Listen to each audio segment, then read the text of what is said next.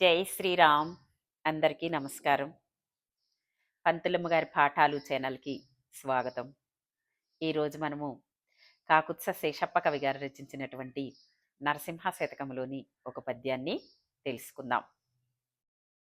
స్తంభమందు దయించి దానవేంద్రుని దృంచి కరుణతో ప్రహ్లాదుగాచినావు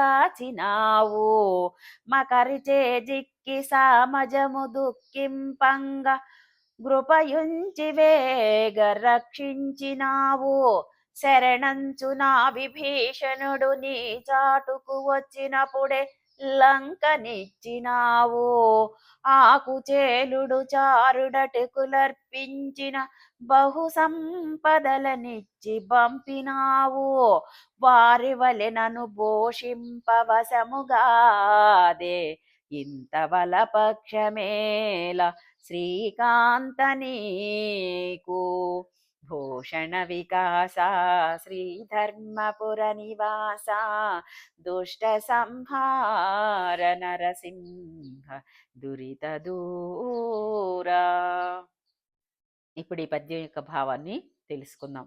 శ్రీధర్మపుర నివాసుడా, ఆభరణముల చేత ప్రకాశించేవాడా, పాపాలను దూరం చేసేవాడా, దుర్మార్గులను ప్రారదులేవాడా, ఓ నరసింహస్వామి, స్తంభములో అవతరించి రాక్షసరాజగు హిరణ్యకశిపుని చంపి దయతో ప్రహ్లాదుని కాపాడినావు.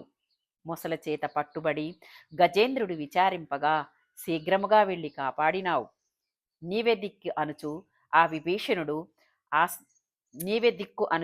ఆ విభీషణుడు నీ ఆశ్రయమునకు వచ్చినప్పుడు లంకారాజ్యమును ఇచ్చినావు. ఆ కుచేలుడు గుప్పుడు అటుకులు అర్పించినా ఎన్నో సంపదలను ఇచ్చి పంపించినావే. అటువంటి నీకు నన్ను కాపాడి పోషించుట సాధ్యము కాదా తండ్రి? ఇదేమి పక్షపాతము నీకు ఓ శ్రీపతి? మానవుడు తన మనస్సును భగవంతునికి అర్పిస్తే ఎలాంటి పక్షపాతము లేకుండా ఆయనే అన్నీ చూసుకుంటాడు అని ఈ పద్యం యొక్క భావము.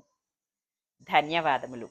ఈ పద్యము భావము నచ్చినట్లయితే సబ్స్క్రైబ్ చేసుకుని లైక్ చేయండి.